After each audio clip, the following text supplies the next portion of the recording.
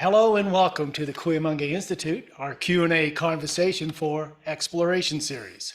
I'm Paul Robear, the Executive Director and President of the Institute, and along with my wife, Laura Lee, the Director of Research, Education, and Outreach. And on behalf of our Board of Directors, our advisors, our volunteers, supporting members, we want to thank you for joining us today. The Cuyamaga Institute is an independent nonprofit research organization committed to researching consciousness and the human experience, following the footsteps of our founder, anthropologist Dr. Felicitas Goodman. And our focus is reflected in three main areas: experience, education, and exploration.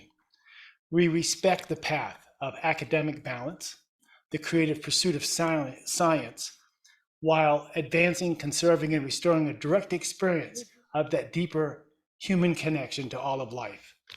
It's part of our mission to expand our own experiential research with that of the multidisciplinary understanding that's available to us today. So as an educational institution, we take an open approach and invite scholars in related fields to help broaden the scope of our own work and exploration. And that's why we call this Conversation for Exploration. And on these weekly Sunday discussions, we've had a full spectrum of topics, from the arts to the sciences and everything in between. And we invite you to visit our website at cuyamangainstitute.com. All of our presentations are free, and as a nonprofit, we invite you to become a supporting member, join our community circle, and we want to thank you, the community members, who continue to support the mission of the Cuyamaga Institute. Our guest today invites you on what she calls a magical mystery tour of shamanic art created by her late husband, David Paladin. Lynda Paladin, a friend and a member of our community, joins us today to share a visual retrospective of her visionary art, stories, and insights of David's artistic process, meaning, and of the life together. The son of a Navajo mother and a missionary father, David grew up on the Navajo reservation. He attended the Santa Fe Indian School and in the painting program.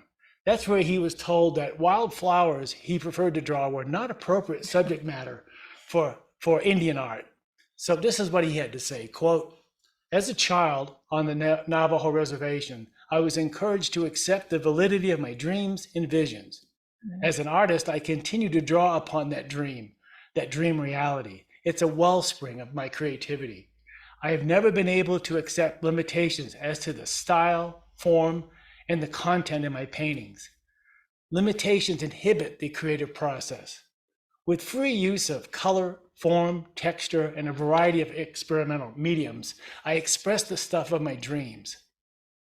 I have been deeply interested in understanding altered states of consciousness as they relate to the role of that of an artist, of a shaman. My Navajo tribe has its own heritage, but I also had that experience of traveling and meeting tribes around the world who taught me to expand the concept of altered states of consciousness. And while I was involved in the creative process, these altered states allowed a free flow of images," unquote. And let me tell you a little bit about Lynda. She studied anthropology, art, and religion, and in 1969 had just graduated from the University of California at Santa Barbara when she met David in Sedona, Arizona. She has fascinating stories about their life together and her observations about David's art and its evolution. And this is what David had to say about his process. He said, "There's a joy of unbridled exploration, and a feeling of freeing myself from the technical limitations of the more traditional approaches to art. I flow with the creative spirit, allowing it to affect me at all levels." He said that he began to discover painting as a transcendent state and was lucky to keep a direct enough focus to paint, at the same time not even aware of what he was doing. He writes, "Once I hit that point, everything just started to pour.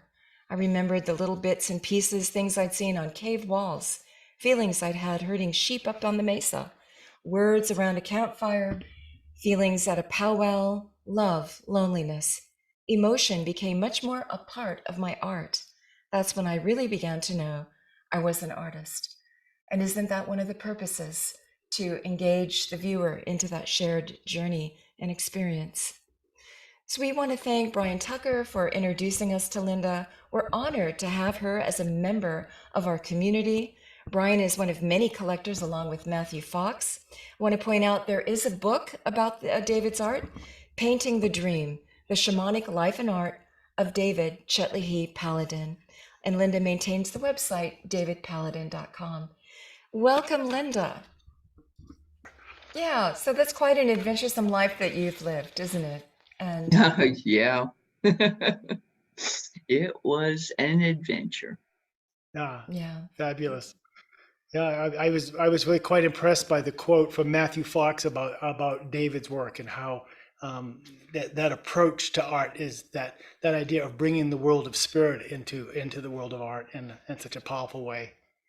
And Matthew Fox was taking images in these short videos that he put out, like daily meditations, show an image of David's painting and then read the quote alongside it from the book, Painting the Dream. Yeah. So, yeah. How do you best enjoy this work, Lynda? What advice do you have for our audience today? Everybody's different. And they all enjoy it as they may or may not. And these paintings on my walls are the spirit of my house. And to ever think of them being removed would make me feel very strange. They're part of my environment and a source of wonder every day. Yeah.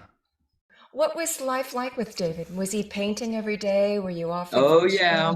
If he was able to, he would be at the drawing board painting. That was his most favorite pastime. And of course, because it was our way of creating an income, he was sufficiently motivated. Okay. That makes sense. What was the study where it was noted that he went in from beta to beta plus theta brainwaves during his art? Yeah, What was that well, study? that was a study of his brainwaves that was done at the Menninger Foundation in about 1981. Many ways to achieve it. Of course, we're particularly interested in that state. So. Yeah, well, we'd attended a Council Grove conference, which was put on by the Menninger Foundation. So we knew the people that were involved in that work at the Voluntary Autonomic Controls Program. This was the days of biofeedback and all of their studies that related to that. I had the pleasure of meeting Elmer and Elise Green and Pat Norris, the woman that ran the study, is their daughter. And I was surprised even to find that out. But yeah, the Council Grove group feels a lot like the Cuyamonga Institute. It's just a supportive environment to explore altered states of consciousness and cutting edge scientific research, but aimed at that altered consciousness direction. Right. Well, tell a little bit more about your personal story in meeting David and how this all came about. I mean, what an interesting life path unfolded before you. And you met him so early on in your life. Yeah, Just out of college. Yeah. It seemed to me like I was an apprentice student of this wild, crazy man, and certainly also learned a lot about art galleries and that challenge. Yeah. So I was, wrapping up my college studies and figured that I'd better have an idea and start exploring what art galleries might hold for me as far as my interest in Native American art and anthropology. I appreciate that. He really spanned the globe in terms of the motifs and the wisdom traditions. So from the Huichol of Mexico to the Pueblo to the Australian Aboriginal to ancient Egypt. He really looked at the whole picture of Mhm. inspiration among the Yes. various traditions. Yeah. Yeah, and he had developed the fine art of hitchhiking. Oh, I love that. And that was, I'm a hitchhiker too. Yeah. in that time, you could hitchhike quite a ways. And so that also led to an adventure because you weren't always going to be able to go exactly where you wanted and had to hang out with the driver. So, Mm. it was an opportunity to tell him stories about why it was that he wanted to go someplace, et cetera, et cetera. Yeah. And he got around that way. Oh, you mean literally hitchhiking? I was thinking Nah, metamorphic. no. Yeah. This was I back in don't the see you days of hitchhiking. No, no, literal. no. I don't hitch. No, Yeah. only in Yeah. Yeah. thinking. Yeah. Well, So yeah. So that relationship between the art world, getting a degree in anthropology, understanding that relationship, and then having this gentleman in your life who is kind of in a transcendent way of connecting art to ritual, understanding art as a means for transcendence, as a means of expression of a full-on alternate reality. I mean, what an amazing leap, and what an amazing opportunity for you to be a part of that experience. Well, like Laura, all you need is a good, healthy dose of curiosity. well said. Yeah, Yeah. exactly. Yeah. Yeah. So you And have a retrospective to share with us today. never thought of it that way, but yeah.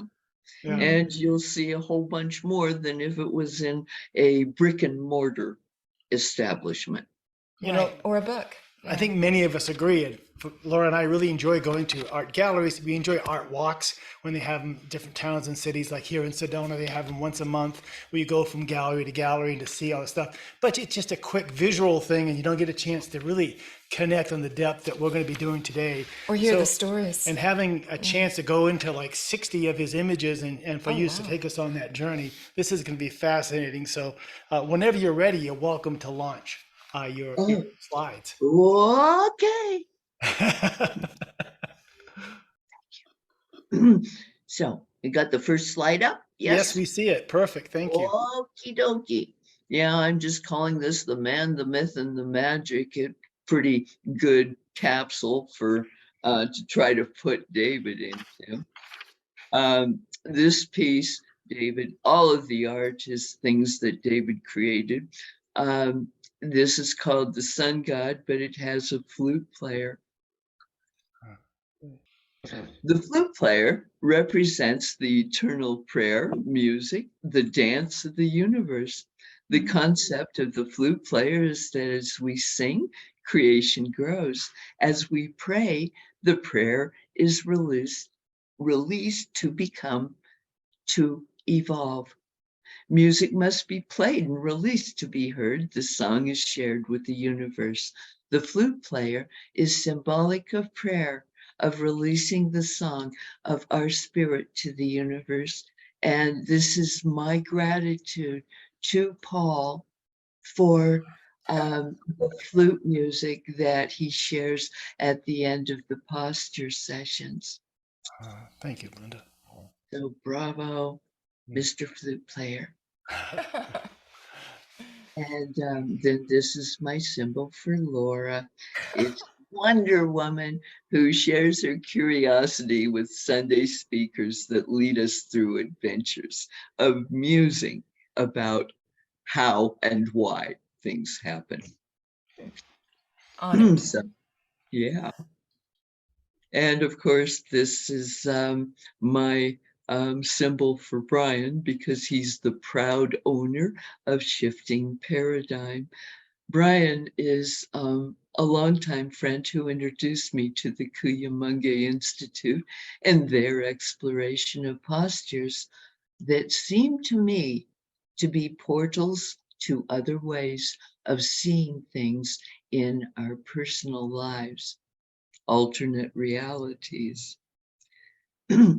And what is written in painting the dream about this image.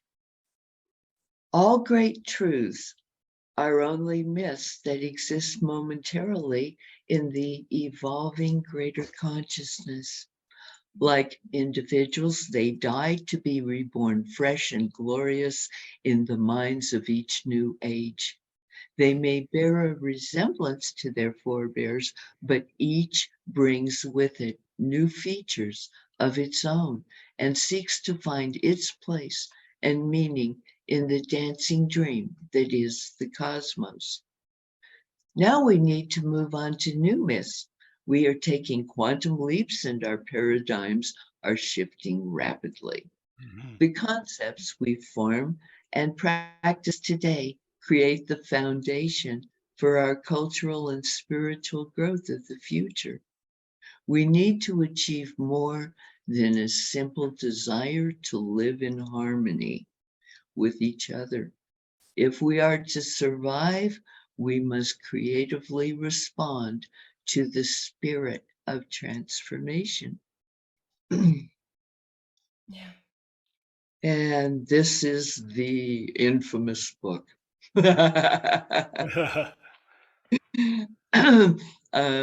Painting the Dream, The Shamanic Life and Art of David Paladin. And this book contains 32 color plates and 31 written pages. So it's about half and half.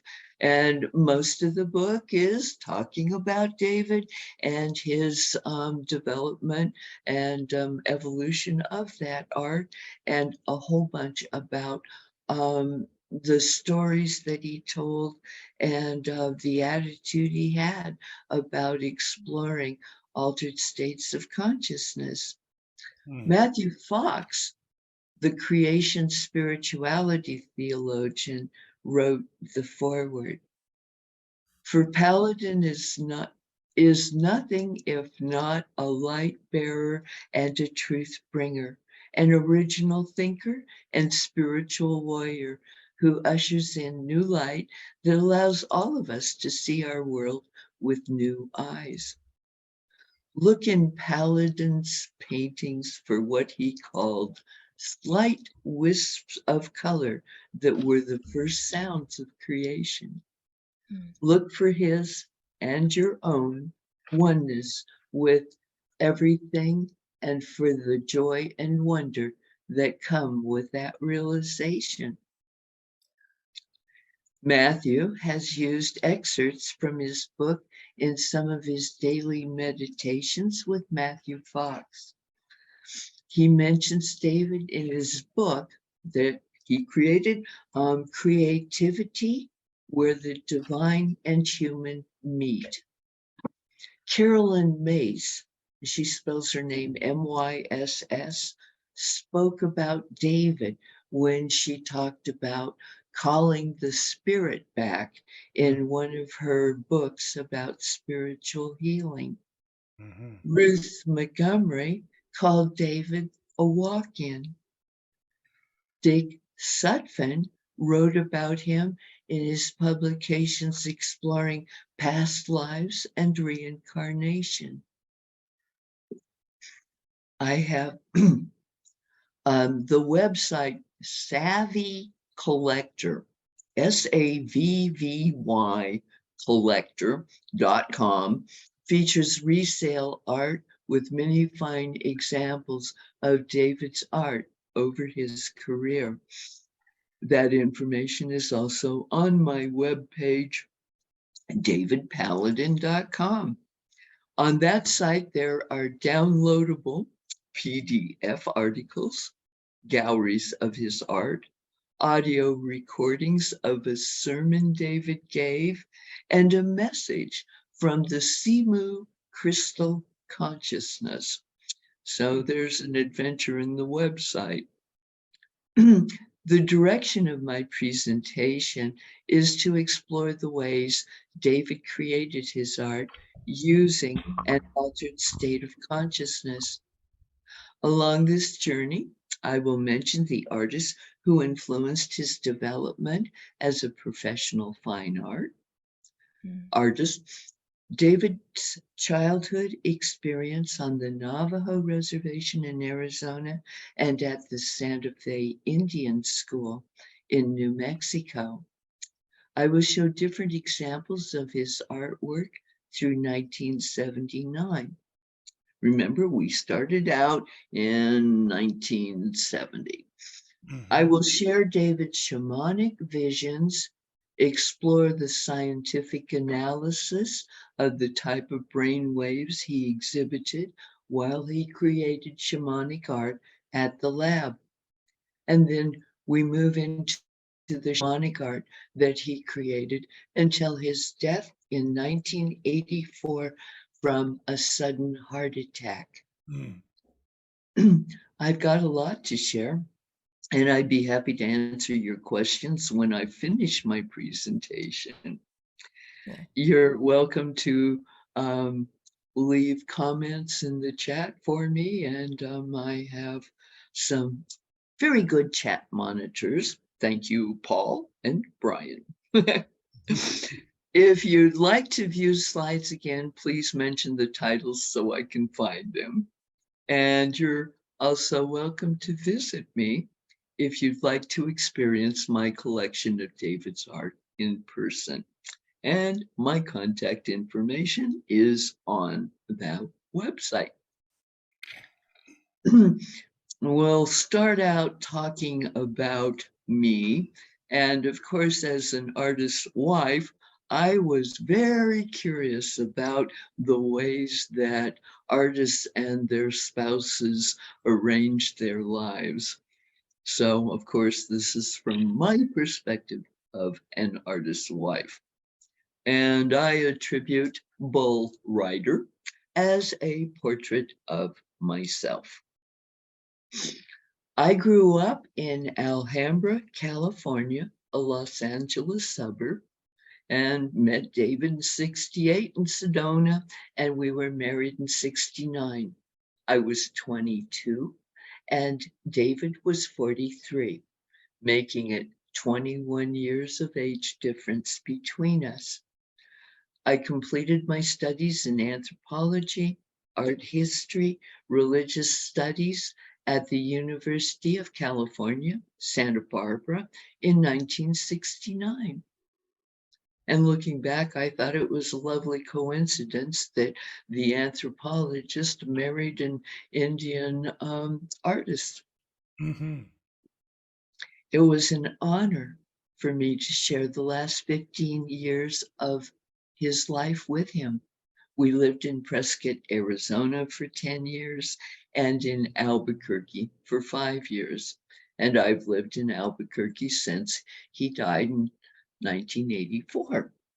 His main gallery sales in the 1970s were from the Martin Gallery in Scottsdale, Arizona, and in the 1980s from a variety of Santa Fe art galleries.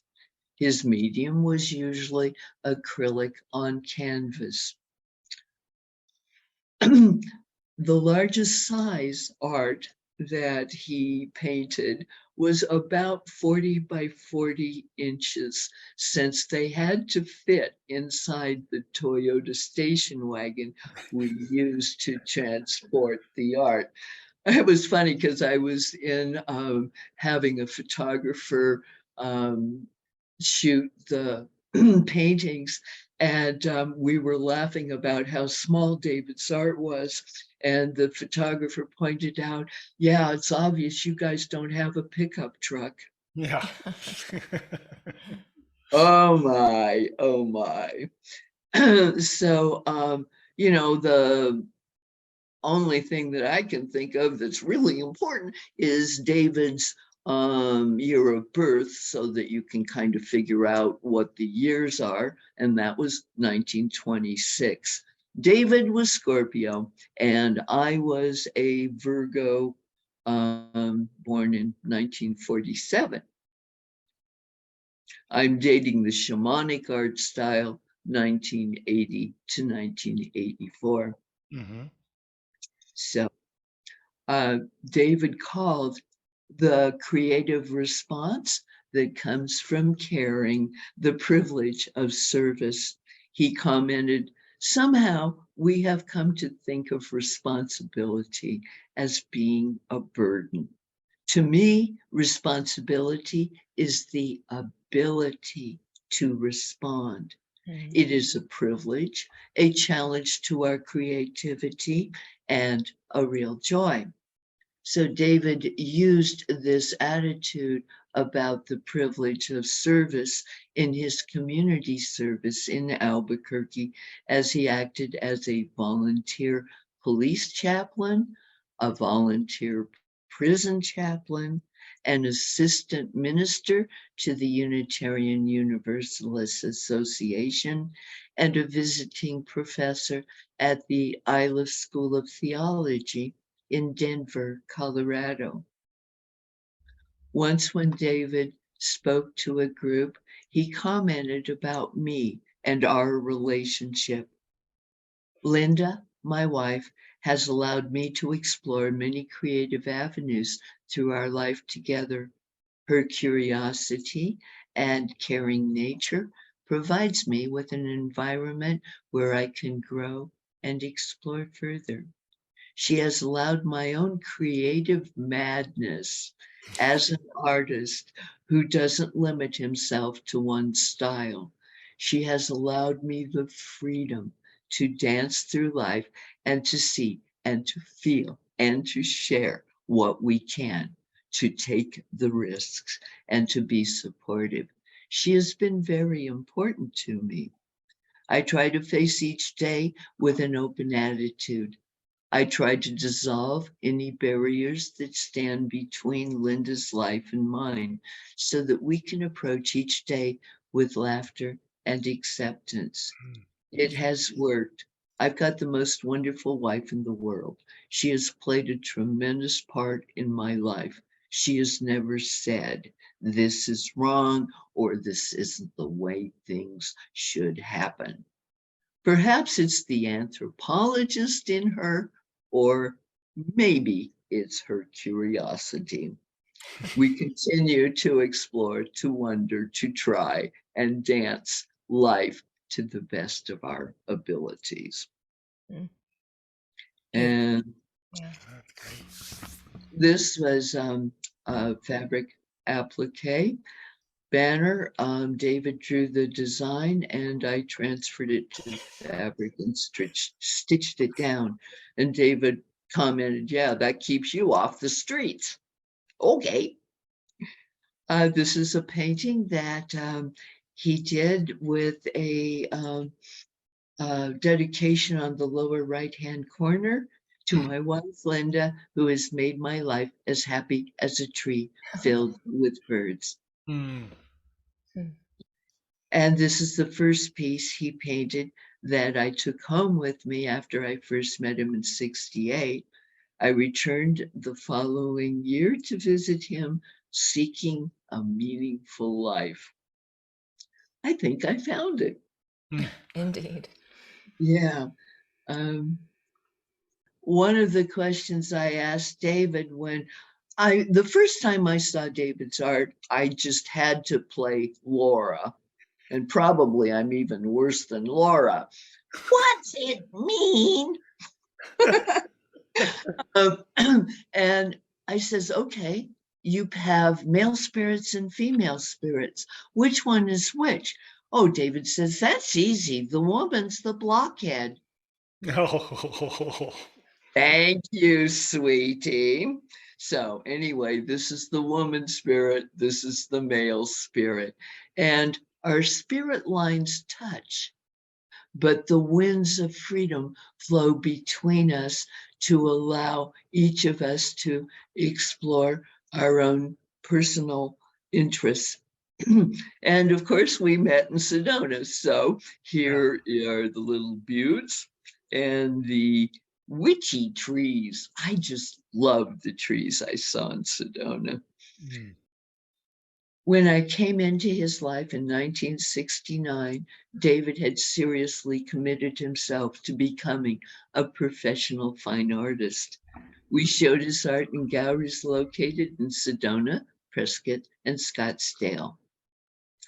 The concept of emergence is a theme occasionally represented throughout his artistic career from 69 to 84.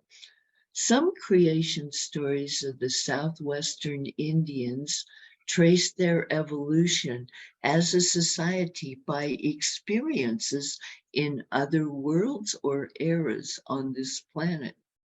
Preceding our present time, the fourth world. This image reflects the belief that the transition to the fifth world has begun.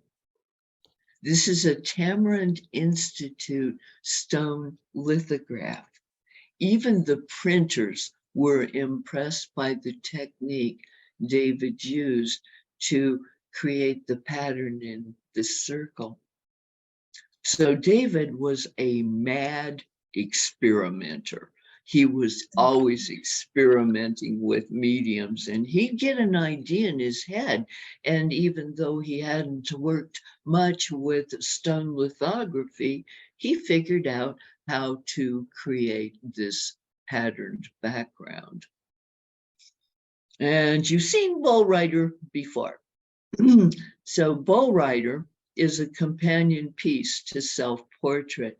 And one thing that was typical about David was that he would explore maybe a maximum of 4 designs in a similar design. Style. And so he did self-portrait of the artist, and there was this strange other looking figure that I just figured had to be related to me. The figure of the bull becomes a writing table for the writer. So there's a play on the word writer and writer.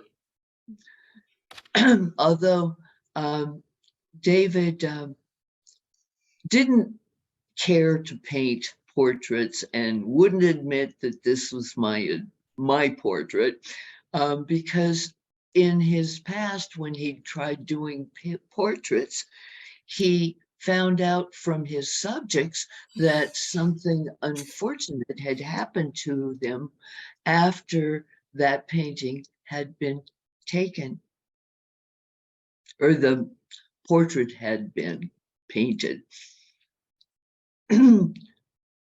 David's problem, okay. I find some interesting contrast between the 2 images. The source for illumination for the artist is direct, while this one is shaded. There is a fish in both images. What's that mean? So this is the Lynda and Laura chorus. What's that mean? The artist seems to be both masculine and feminine.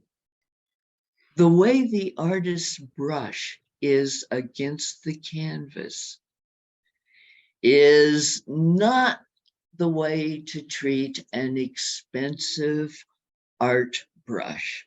Those are not cheap, and they aren't frequently disposed of.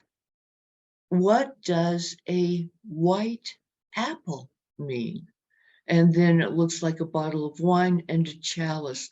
David was not a heavy drinker, and so therefore this must relate to some of the avenues to explore when your consciousness is altered by that brew.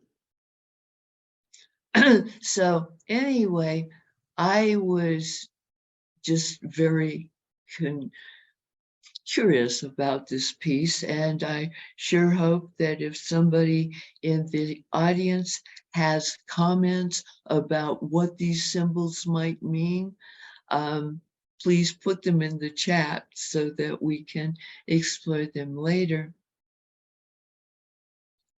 After David died, I decided that the painting gave me permission to write baloney. When I was uncertain about the truth of some issue about him, it seemed to me that the painting signified that it wouldn't bother him if I created yet another myth about him. Hmm. Since you've invited comments, Christine Van Poel has asked if she could make a comment about the imagery and yeah. Christine, can you turn on your mic? My mic's on. I also don't want to interrupt Lynda as she's on a wonderful roll. Yeah. Well, I'm curious. Well, you mentioned that it's male and female, the self-portrait. A lot of worldwide shamans are two spirits, meaning they're both the embodiment of male and female. And I found that really curious that here you have the male and the female on the start. I don't know when he formally goes into his shamanic paintings and style, but it's like a window of that sensibility with an arrow pointing up to a bird. A lot of shamans and two spirits have other beings that help them a lot, the birds.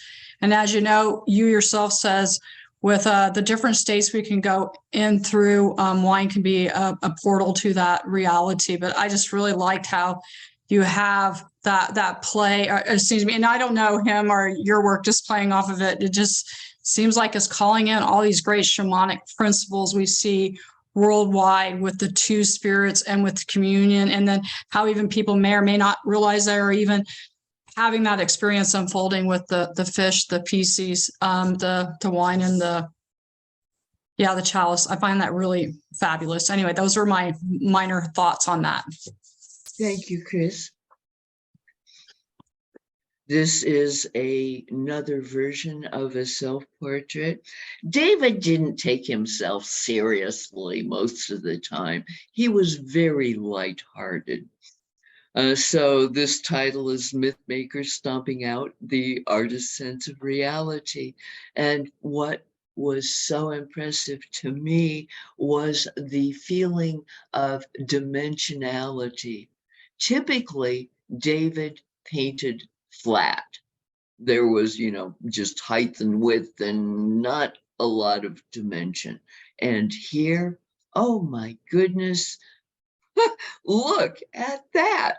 And I remember saying to David innocently when I first saw it, I didn't know you could draw. But this is, and there were times after he passed that I felt like the artist underneath the work of art. Now, you spoke of birds. We have this bird showing up, and it would be about the neck and the back of the bottom back of the head where this bird is placed. And that, I believe, has a significance also for the biofeedback folks and where they wired him up. So this is David's definition of a shaman. The roots of religion, art, and human creativity originate from the shamanic tradition. The creative response to others and to the universe is the link to the shamanic tradition, the thread that connects us to the whole. My involvement with shamanism is an attempt to reach back into my own mind and to re-experience the unity. Traditionally, the shaman is an assistant to the tribe. The shaman's duty is to provide the physical and spiritual energies which contribute to the tribe's survival. As the source of inspiration, the shaman can only challenge the tribe by offering to them the seeds of change and creative response. The response to the visions, prophecies, or admonitions depends on the tribe's willingness to participate in rituals of change and growth. Shamans call upon the spirit of life's experience to fill them with new visions for an emerging society. They empower their people, urging them to join in the creative dance and celebration of life's truly great potentials. The shaman recognizes that two things exist: one soul and an infinity of experiences and potentials. One spirit fills all empty vessels, all of creation. Each facet of creation experiences and expresses the single soul in myriad ways. Thus, each one is unique and valid. And this is just um, a reflection of his sense of humor. And we had attended the Council Grove conference. The last evening is a kind of a follies presentation where people do skits and entertain the audience. So these young women were from the Hindu Heritage Camp, and they had been invited to attend the conference.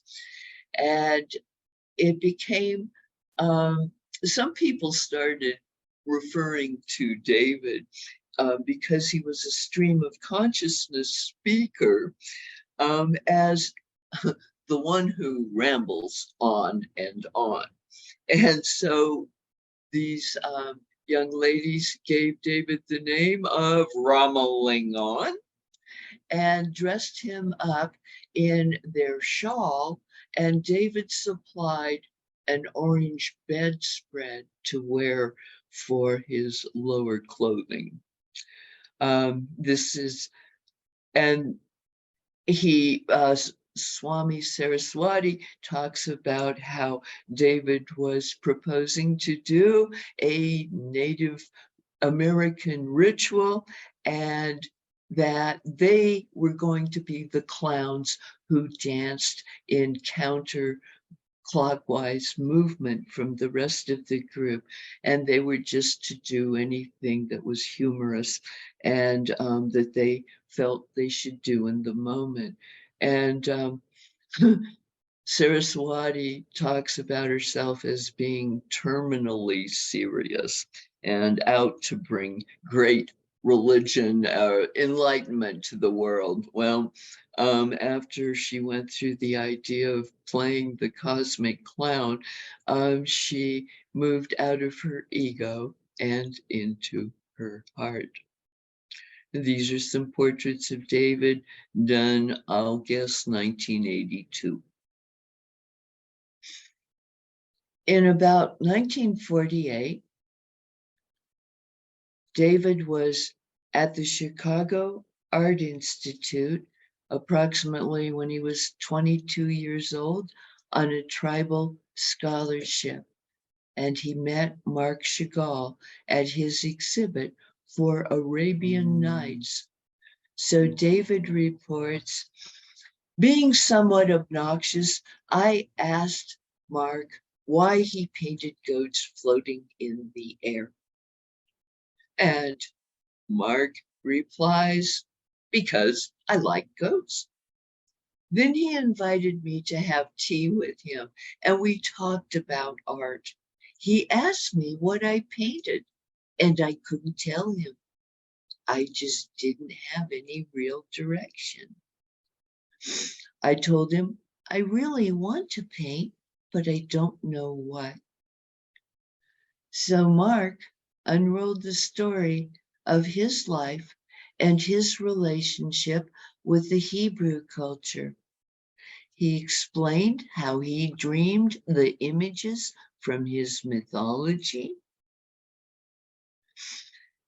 And then thinking about what David had told him about David's life, my God, as an Indian, why don't you just go to sleep and paint what you dream?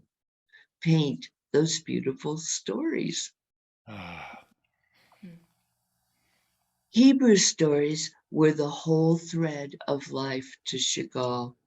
He pointed out that he also used Christian images along with anything else he'd come across as a youth that had an impact, a thread of continuity and tradition. But he didn't want to paint those things in a traditional way. He painted them as dream images. And David comments, and that meant more to me than anything else in my direction, because it did finally allow him to explore his own Indian heritage. This is a piece that David created.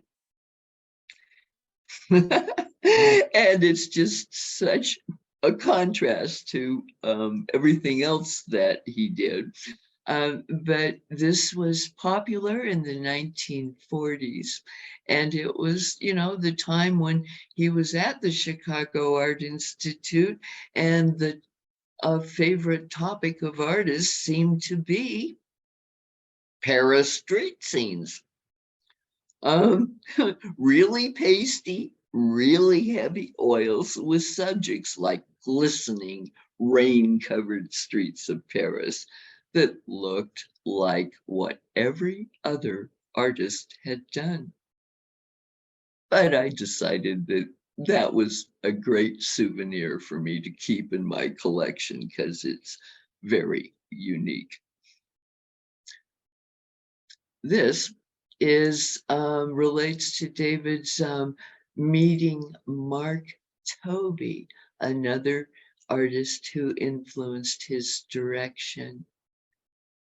In my hitchhiking travels, I met Mark Toby in Portland, Oregon. I'd taken a job as a store designer decorating windows.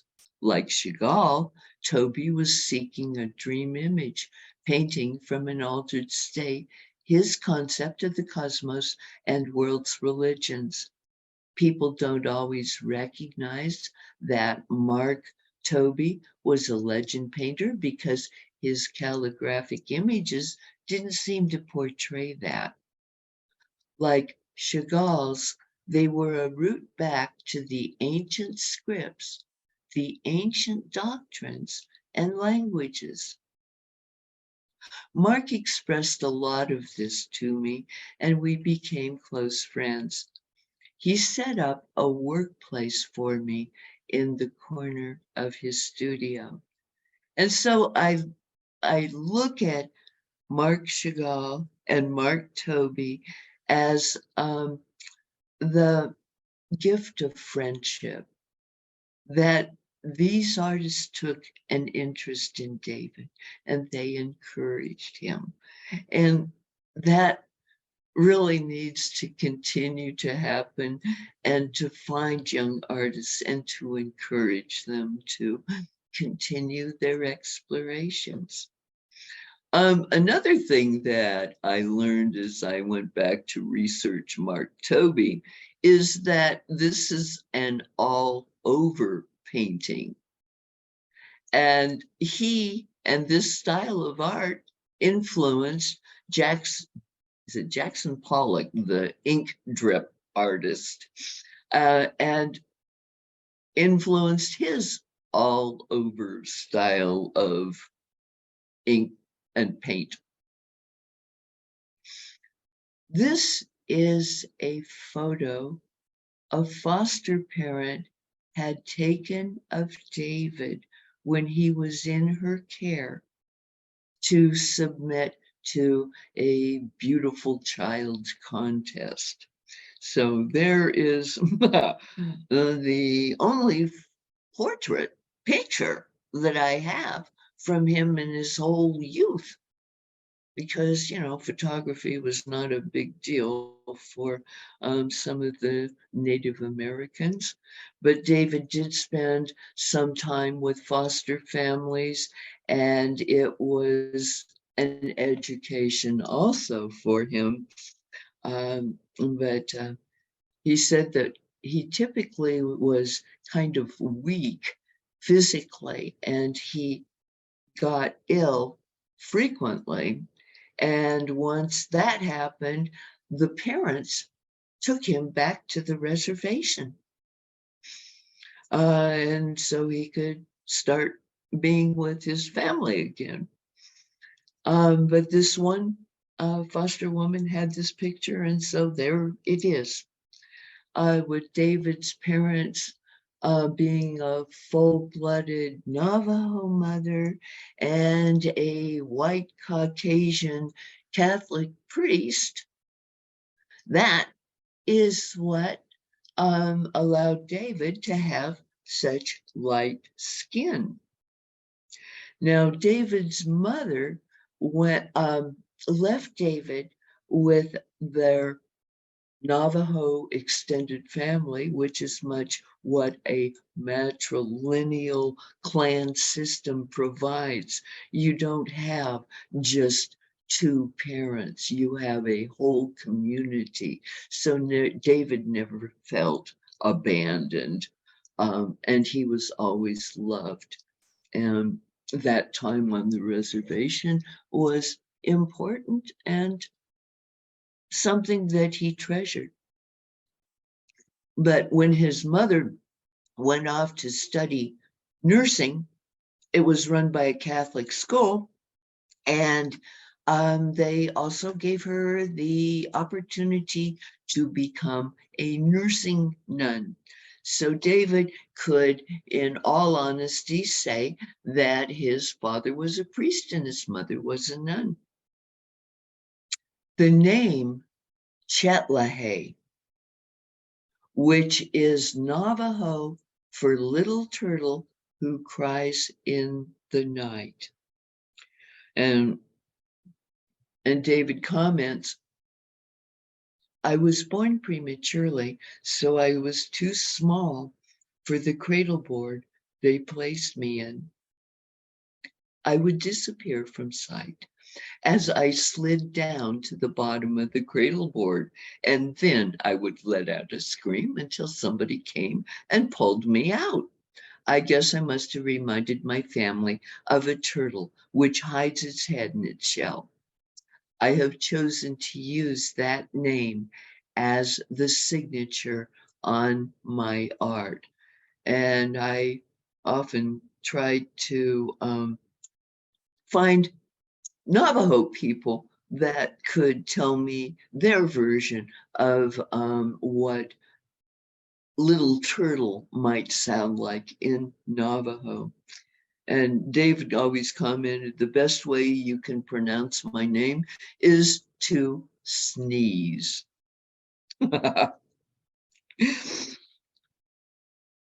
I was raised with my Navajo people for my early years. Vision were a part of our way of life. Our ritual was a celebration of interconnectedness with all of creation, a song and dance of praise for all. We believed in the healing power within all. We did not fear death because it too was only a part of becoming. We would speak to our ancestors and feel their presence in the clouds and in the air we breathe. We treasured the knowledge that all of creation is one in that becoming. We believed that the most important and sacred thing we could do was to make the pathway of our life one of beauty, always trying to maintain the harmony in our lives. Fortunately, as a child on the Navajo reservation, I was encouraged to accept the validity of my dreams and visions. Yeah. And as an artist, I continue to draw upon that dream reality. It is the wellspring of my creativity. Beautiful. Yeah. And there is another story from his youth, and this is called Myths of Becoming. Two of us sat quietly at the foot of a craggy outcropping of rock in Monument Valley, watching the red, blue, pink of a sunset, washing the landscape with colors which defied description. Indeed, they could only exist in the mind of an unseen God. My companion took my hand gently, wrapping its soft whiteness in fingers as craggy and red as the rock upon which we sat. Sonny, he spoke with a slight accent of the Dene, the Navajo. Sonny, what you see out there is not real. It is a myth. It only exists in the flower of your mind. Then, as if he were reading my innermost thoughts, he went on. What you see is a myth because it is becoming, and myths, like truths, cannot stand still. We peoples can only see what is becoming. We cannot see what has gone or what will be. You see, Sonny, what is only that which is in your mind. Everything else is a myth. So that seems to imply that all of creation is in constant change. All that is in a state of becoming. Of course, David had difficulty when he began to attend the Santa Fe Indian School when he was about 6 years old. And it became apparent to David that he was lighter skinned when his darker skinned classmates began calling him a half breed. That was an existential conflict. Was he Indian or was he white? For a long time, I never felt comfortable in the white man's world, yet I never felt really Indian. But that was healthy too, because I had to find me. Whatever I did, right or wrong, it wasn't because I was an Indian, and it wasn't because I was a half breed. It was because I was me. Yeah. Beautiful. Beautiful. Yeah, Mhm. I love that. And he had a friend named Joe Wilson. He was a full-blooded cousin to David. So he was darker skinned than David. And he and David got along very well. His name, Joe Wilson, and then we have David. Joe helped me because we used to talk about who we were.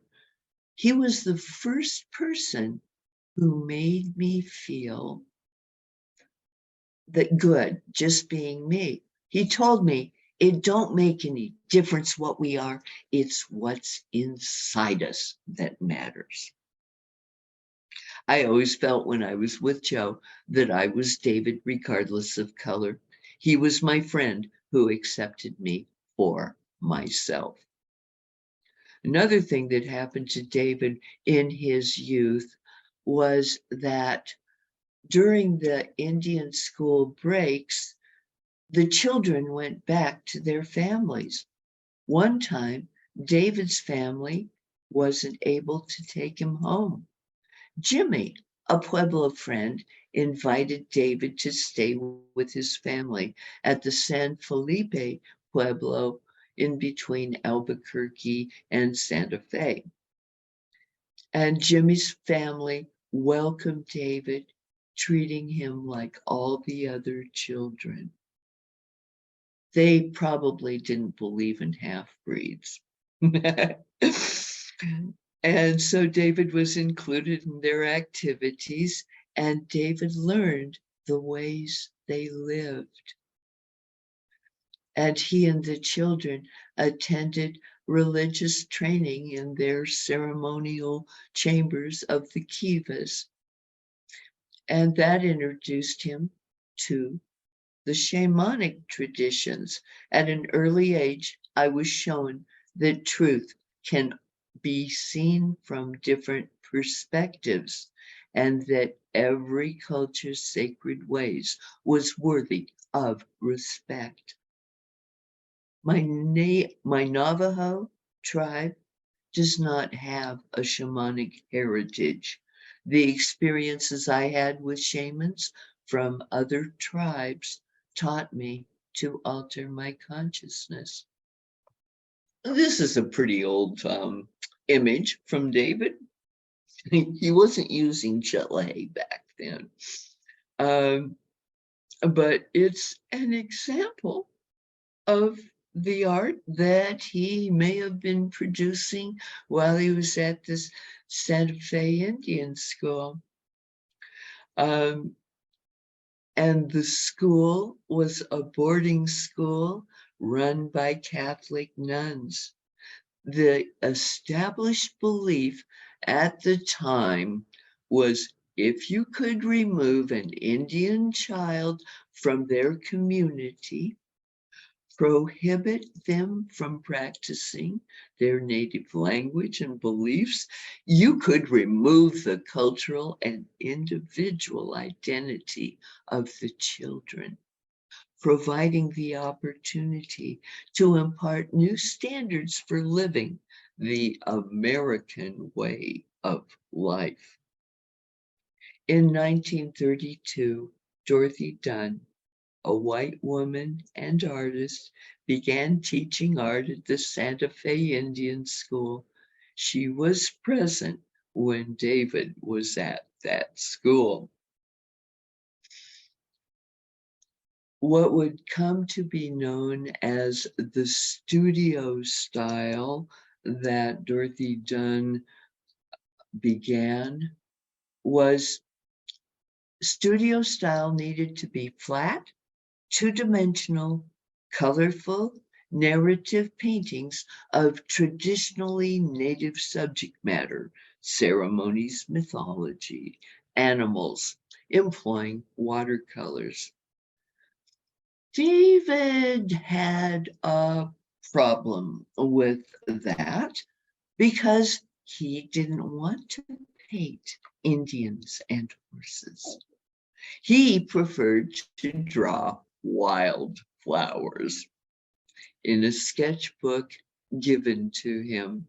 When the teachers discovered it, they burned it as a way to invalidate his artistic attempts. Oh, Oh, my. wow. Yeah, while she advocated for the creativity of her native students, Dorothy Dunn only advocated for it in a very limited, restrictive terms. That conflicted with what David had learned from his family about the validity of his visions. And there is an article on my webpage called "The New Indian Art" that he actually wrote. David preferred to paint, but every once in a while he would write. And his comment, Indian art must be allowed the freedom to evolve instead of restricting it to traditional images. The Indian artist of today does more than preserve his culture. He enhances it with his creative ability. This is his stock, trade, and inalienable right. Mm. So the Indian school denied the validity of his art. The punishment at the hands of the Catholic nuns was severe. They were forced to communicate in English. And the cultural and individual identity of the children was removed.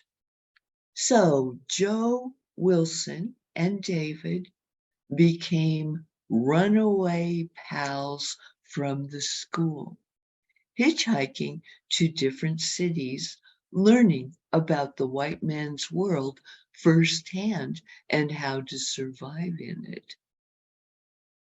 And Joe Wilson was a good storyteller. One time they were sleeping in parks on benches, eating sardines and donuts. Joe grabs the last can of sardines and throws away the key used to open it. "Why'd you do that?" David asked incredulously. "I've got an idea," Joe replies. "Follow me." And Joe walks up to a flashy restaurant, finds a waiter, and tells him, "Mister, will you open this can for us? We haven't had any food for 4 days because no one will open the can for us." The owner set them down at a table and gave them a substantial meal. This approach worked better than asking for food. We had our own food, but nobody gonna open the can. So Joe Wilson was a great teacher to David with these stories and how that can help survive in the white man's world. Mm-hmm. So just another comment about running away. I don't know that David would have survived Indian school at the hands of the Catholic nuns who severely punished the children. Running away from the school became a survival tool in itself. And I think that David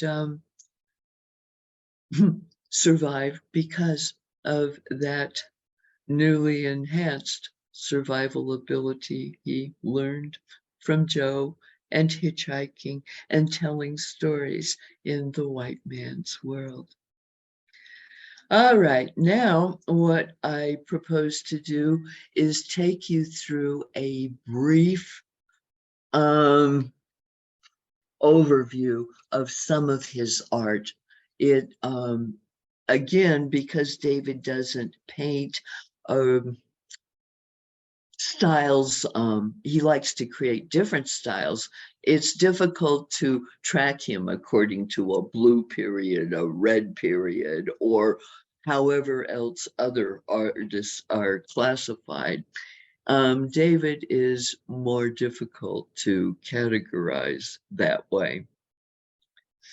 This was one of the early pieces before me, before 1969.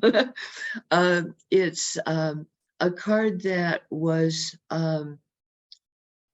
published by Saga Card Company that is still in existence and still cranking out lovely Southwest design greeting cards. And David created a series of creation stories through the different worlds of the Navajo. And he uses Navajo words, and it's really quite interesting. I think I posted those on my webpage also. It's just very interesting to see where David began. And other things David did to survive was that he did a cooking program called The Man in the Kitchen on local radio. And he also created jewelry designs to create an income. This was the 1970 UNICEF Christmas card. And it got quite a bit of publicity. And there was a program at the same time called To All the World's children. And it became a YouTube video. So I have one YouTube video of David. Um, so it was kind of interesting because the YouTube video was about 1970. So you got an inside look briefly about the ways that children behaved, the way the teachers educated them, and the way their hair was. The Santa Fe Indian School has grown in leaps and bounds and has become a school that children and teenagers through high school want to attend. So that was kind of nice to find out. But back to the YouTube video, the thing that I noticed was that they photographed the Indian children wearing the outfit of a basketball player.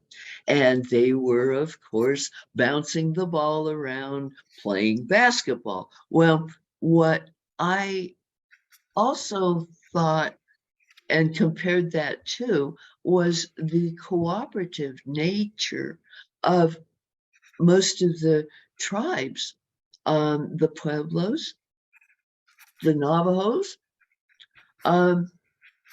They are a cooperative community and they don't do competition or didn't back then. So they had to learn about competing in sports. And of course, that was only the beginning. This art is considered, David called his Huichols style. And that was early Huichol. Later Huichol is very different. So, but it's always interesting to look for the turtle. So there. This was another early piece. And it's a woman spirit figure. I began to create my own images in the early 60s by taking creation stories and myths that I had been told and dreamed about them. I tried not to rely upon the traditional native forms. Rather, I added my own feelings to the images that came. It's beautiful. Yeah, it's very lyrical, and it was the only time that I ever saw him do. And in fact, I was not present when this painting was created. So it's before Lynda. And here is an example of the creation story that David painted, dreamed up, created. According to Hopi legend, the rain god planted the first plant in a bowl of cornmeal, and it was to have eternal life. Then Crooked Leg Coyote became jealous of that plant. Blowing his magic flute, the coyote caused the plant to die. But the rain god was the ultimate victor because the corn plant sprang into life each spring. This kind of reminds me of collectors who have reported back to me and David that the posters that he created were lovely bedtime story initiators. So parents would tell their children stories based on the creatures that were in that print. Fascinating. Yeah. So I'm pretty good at handing out names, as you guys can tell. But this is another flute player, Paul.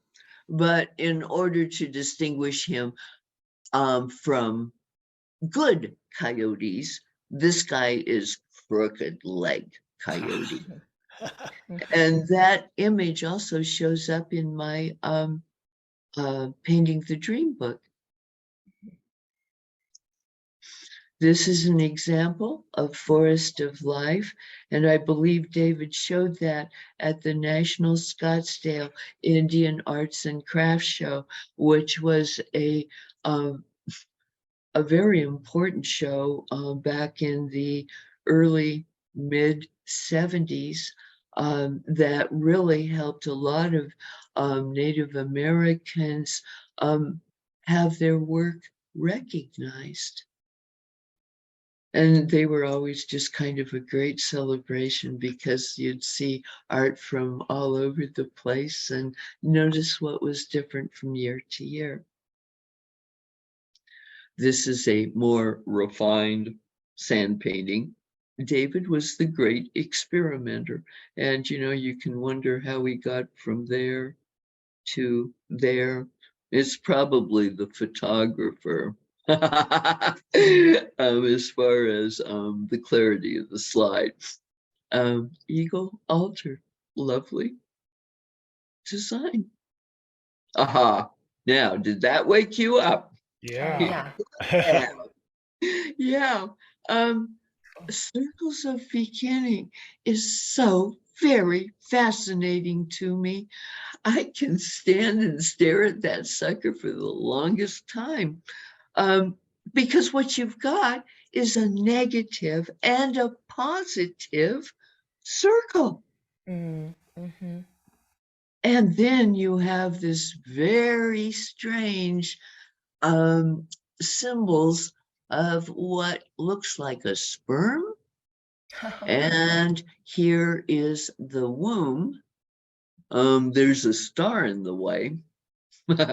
And there's a maze or a labyrinth. Mm-hmm. So, and my subtitle for this piece was Light Socket. You know, it looks like that's what these guys did. They stuck their finger in a light socket. Mm. Blue Rain Spirits. This style continued throughout his career because it was most desirable in many of David's collectors. Mm-hmm. And this is the Blue Rain Serpent. When David paints a bump on the nose of the rain serpent, it becomes a lightning serpent.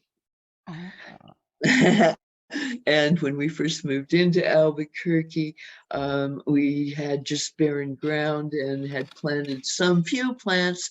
And I was getting really tired of spending 2 hours in the yard watering. So I came to David and asked him, David, could you please paint a rain monster so we could have some rain? And sometime shortly thereafter, he did. And one time, it really did rain. And fortunately, that monster didn't have a bump on his nose. This is a better view of what is behind me. The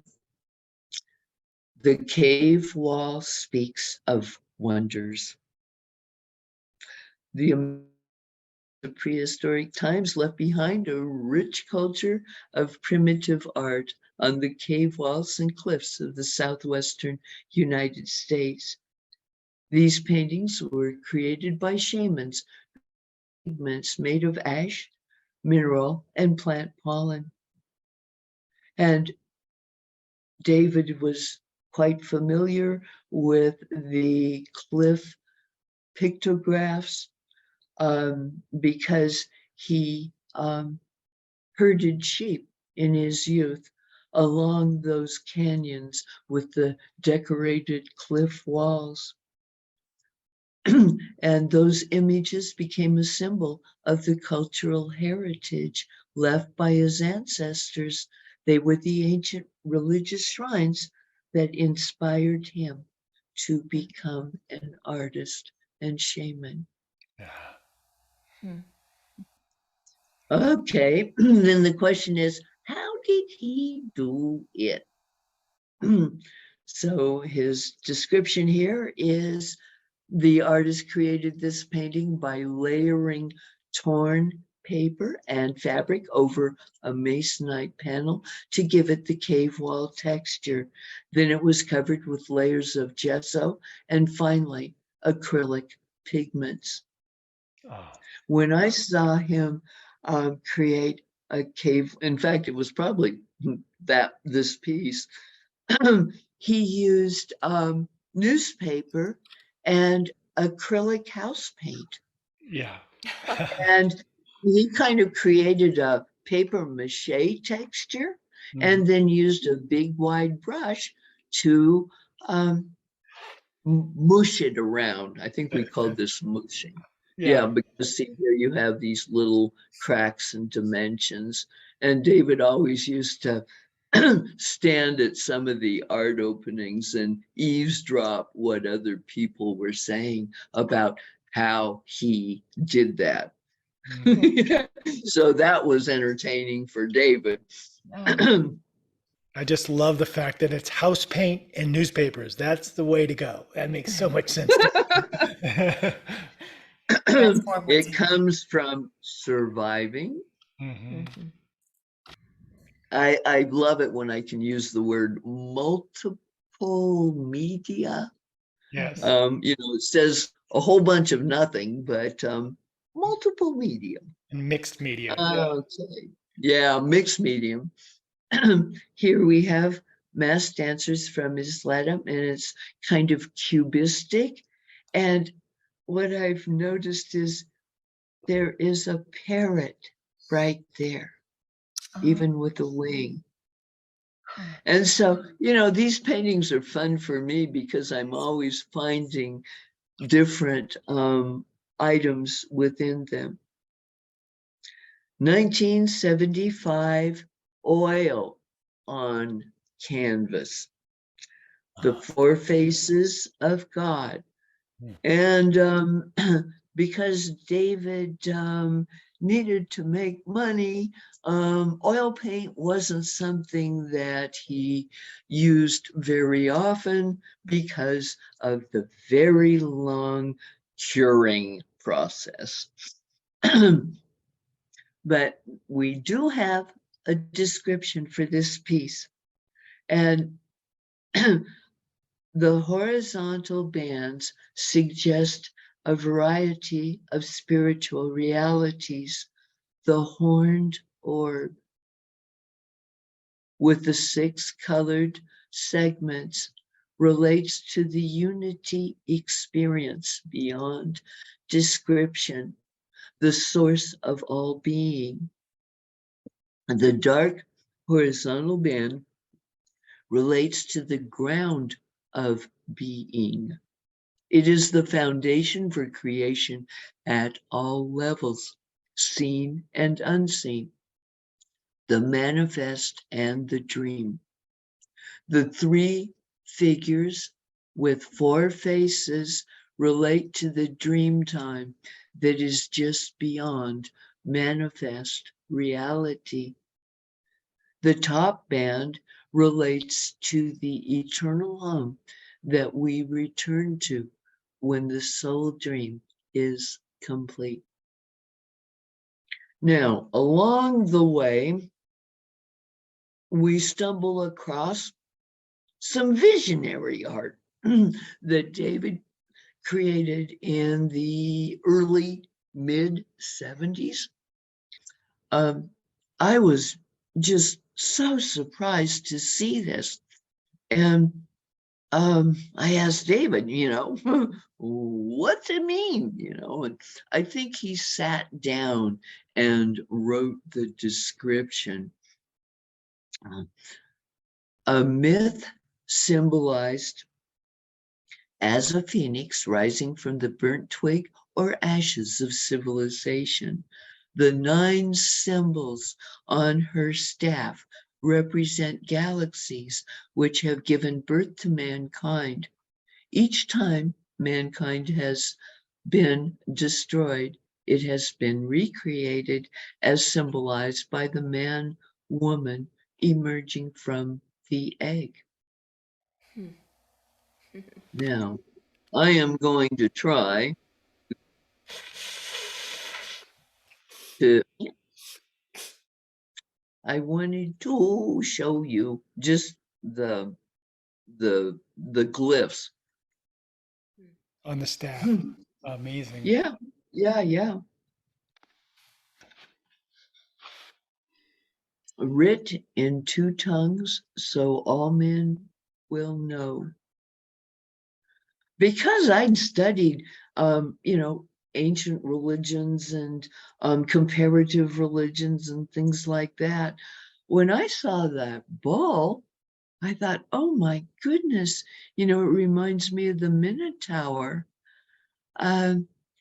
That this also blipped out before David really started to pursue any of this visionary style. And I laugh at it because it seems like it's a Rosetta Stone. Maybe if you know one language, you'll be able to decipher the other. But it's already been translated. It is the sun that gives life and takes it away unto itself, that the essence and soul may recognize the source of its being. Bred on earth through star fire and apis, the energy, Kundalini Prana Mana, is constant in its knowing. Veiled Message from an Ancient God is another remarkable piece to me. I've never, of course, seen these stripes before. And the piece, the glyphs were created with gold leaf. And I went, oh, goody, David, now you can show me how to do gold leaf. I preferred to watch him, not to do it. As an artist with strong Native American roots, I've been deeply interested in understanding altered states of consciousness as they relate to the role of artist shaman. Well, David must have been exploring where his mind might take him. When you look back at that and that and that, I mean, this doesn't come from ordinary reality or consciousness. There's got to be something else inspiring those pieces. Okay, so those were just kind of the last three sporadic pieces, and they went up until 1979. And the question, David said he learned about altering his state of consciousness from the visions that he had. Well, there is no way that we could outline how to become a visionary shaman. It was just the way that it happened for David. He wasn't looking for visions with that intent. And he was, in his late 20s, maybe early 30s, and he was out exploring and hitchhiking. So now it's time to tune into your inner YouTube to use your imagination while I share with you David's description of his Tarahumara vision. I awoke in a cold sweat to find the drunken face of Manuel only inches away from mine. Lifting my head, he placed a badly chipped enamel cup to my lips, wetting my mouth with a vile-tasting fluid. I vaguely remembered that I had wandered into the barrancas of the fabled Tarahumara country, seeking hidden caves that reportedly were filled with huge, mysterious paintings of ancient gods. Somehow, I had found my way into the confines of a small ranch where a full-fledged sanguinada, the native version of an unbridled orgy of drinking and lewd behavior, was taking place. It was there that I met Manuel,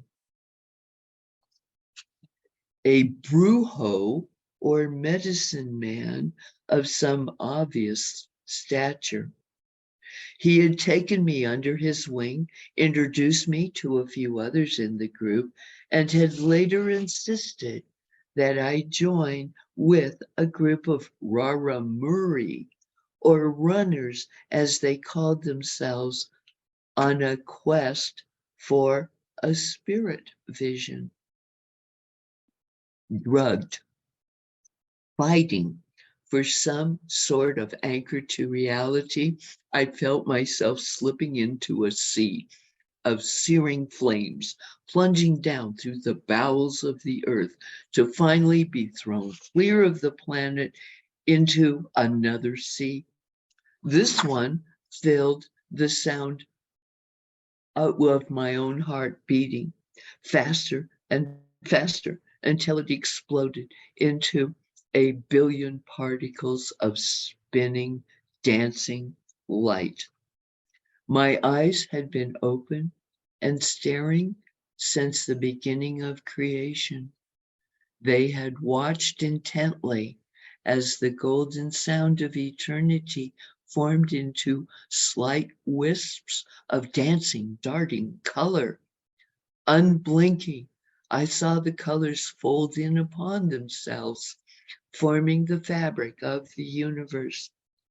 I watched as that newly formed universe streamed toward my eyes and passed through my mind, where exploding stars and suns threw off particle-like planets that passed from my mind and back into my vision.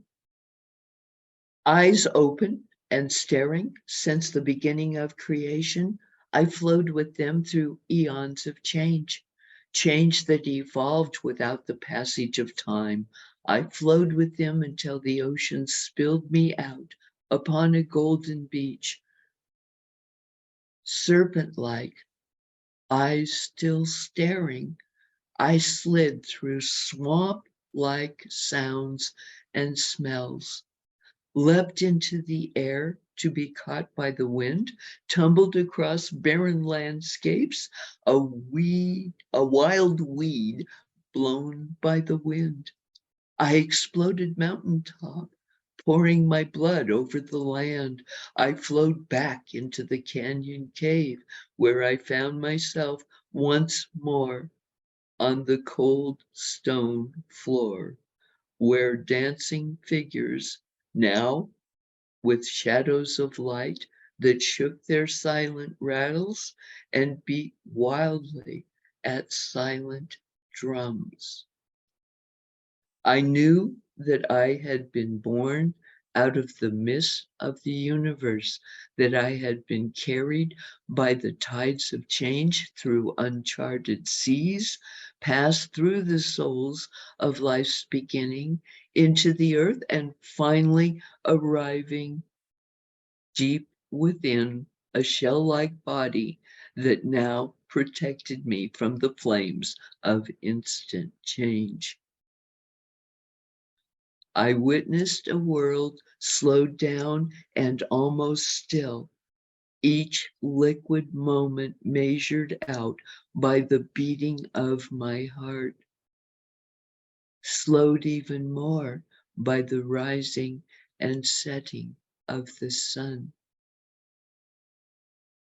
The sound of rattles, drums, and soft chanting washed against my ears, and tears fell from my eyes as I reached out, trying to once more touch those slight wisps of color that were the first sounds of creation. Manuel stood over me, placing his rattle on the floor. He raised his fingers, indicating the number 7. 7 days I had floated free of my body to know the reality of 1,000,000,000 years of creation, to know that time does not exist without the shell-like structure we call a body.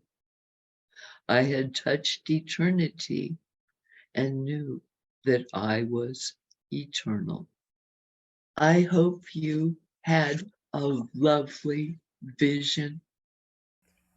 And we move on to the Sundance vision.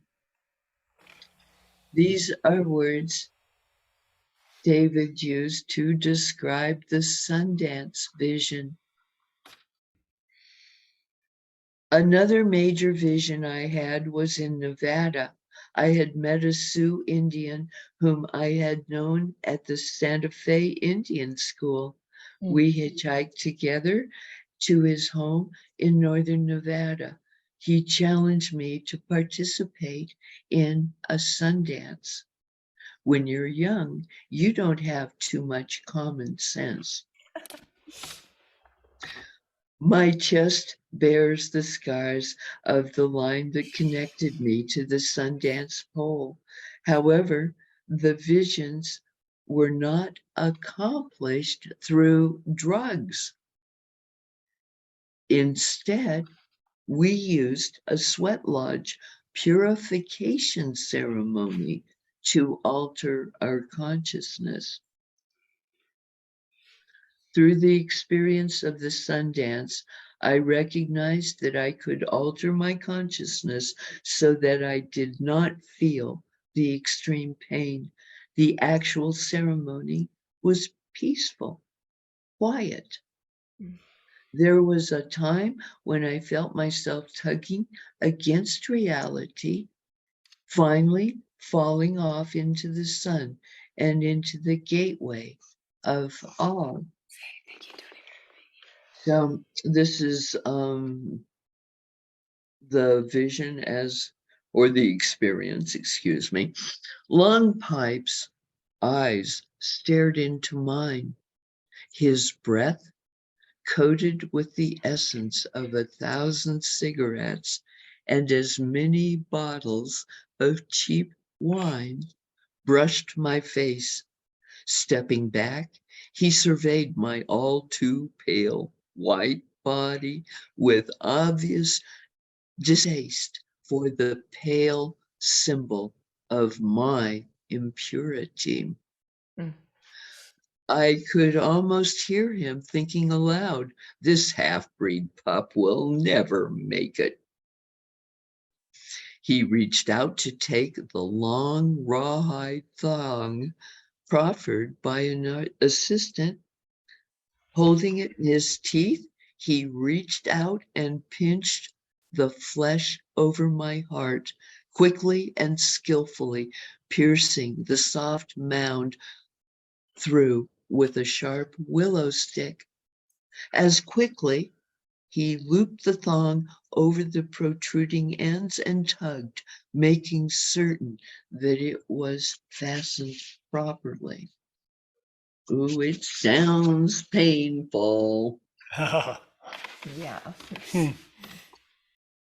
I felt as if my knees would buckle. Straining to keep from crying out in pain, I leaned back against the thongs and began to move around the pole. Move in the sacred circle, move with the sun. Move, straining against the reality of pain. blinded by my own sweat.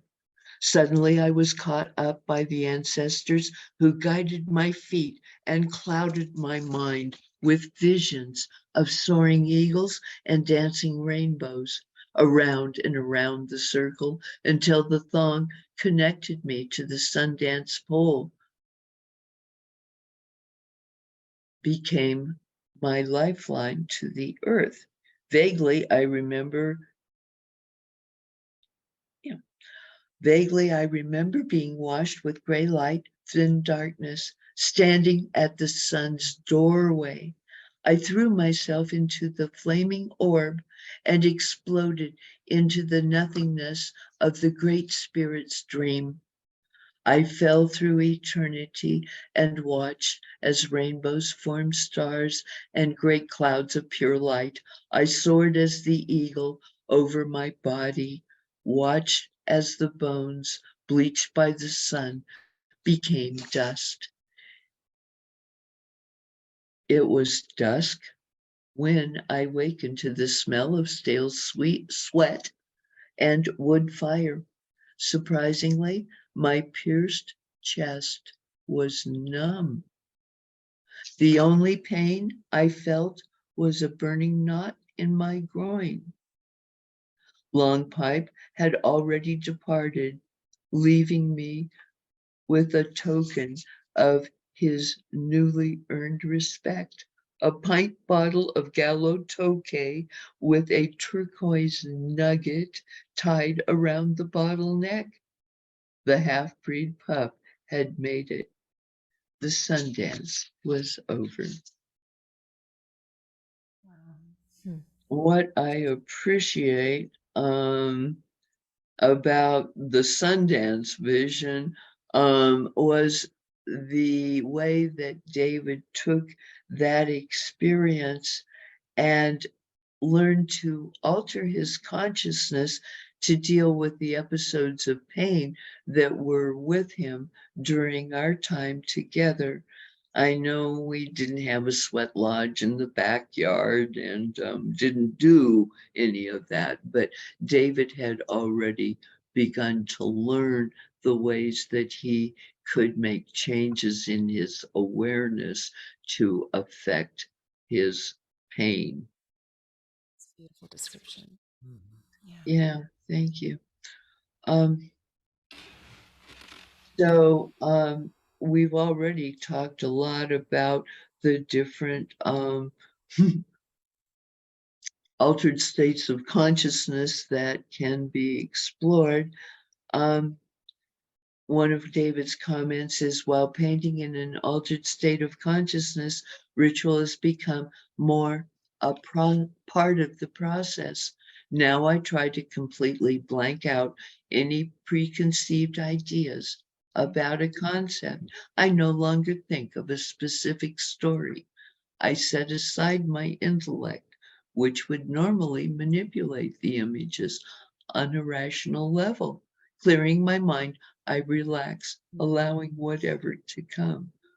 And certainly one of the first things in meditation that we're challenged to do is move past the ego, drop the ego. Yeah. And use some other muscle than the intellect alone. Yeah. Yeah, you gotta shut the mind up. And there is a possibility that at specific times in our history, we become aware of archetypes that exist within the universal consciousness, Oh, yeah. and we draw upon them regardless of culture. There is a timelessness and a similarity of concepts. We may be drawing upon the archetypal source for many of these symbols. It may not have much to do with tribal origin. But runs deeper than that. Mm-hmm. Yeah. I think so. And then it was, well, in my time, I mean, all of those visions happened before me. This one, though, about the brain waves, of course, is during my time we were attending the Council Grove Conference in 1981, and it came to me with my very curious mind saying to David, well, what happens if they hook you up to their recording equipment?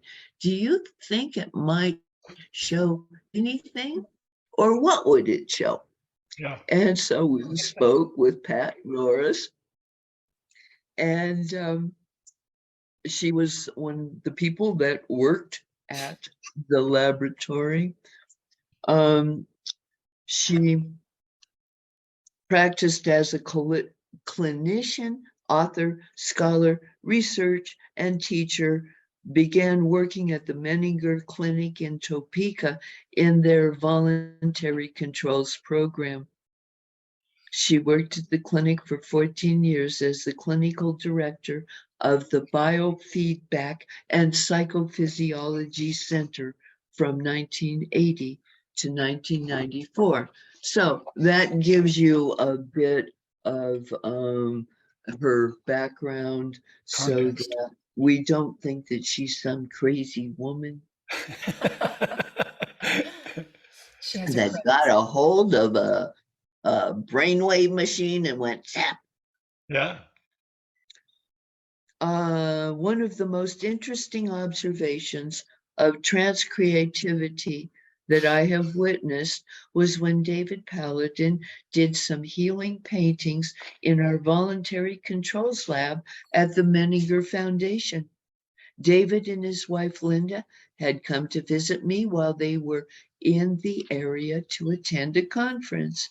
Lynda suggested that it might be interesting to observe David's brainwaves while he painted, with the purpose in mind of painting something that might help restore a balance in another person's health. He normally did these types of paintings while he was in an altered state of consciousness. David had brought his art supplies with him to the lab.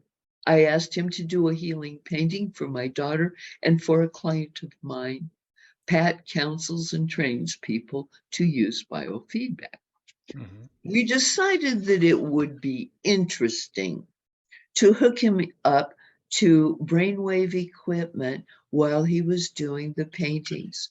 He had described the state of consciousness that he was in while doing healing paintings for others, in which he connected up with their consciousness, entering their space during the entire process of the painting. David assured us that the equipment would not distract from his concentration as he painted. We hooked him up to the EEG using left occiput as the active site. The occiput is the site of the visual cortex, the source of imagery. We also had the EEG attached to a strip chart recorder for the duration of the experiment. He seemed to be unaware of the equipment while he worked. Although David painted with his eyes open, he produced about 65% theta brain rhythms the entire time he was attuned to his subject. This was high amplitude, clear theta, mixed primarily with beta. His brain wave had little alpha waves while he was painting. He primarily moved between beta and theta. It is rare to see someone with their eyes open producing theta. It seemed as if he was connecting with the subconscious and normal reality at the same time. He normally manifested beta when he chose paint colors or mixed designs or mixed colors. Theta is the brain rhythm associated with deep reverie. It occurs most frequently when people are falling asleep or waking up and is associated with hypnagogic imagery. Beta is associated with problem solving and with attention to the environment. Both of his subjects, there was one other little bit that she added later on. Occipital theta, the theta rhythm of brainwaves, has often been associated with creativity of the sort that occurs when the unconscious is working on a problem, and the solution comes spontaneously, often in the form of symbols, images, and sometimes dreams. Alpha waves are generally present when a person is sort of in neutral mentally, quietly relaxed and not thinking about anything in particular. Thoughts are often turned inward, but not generally toward problem solving.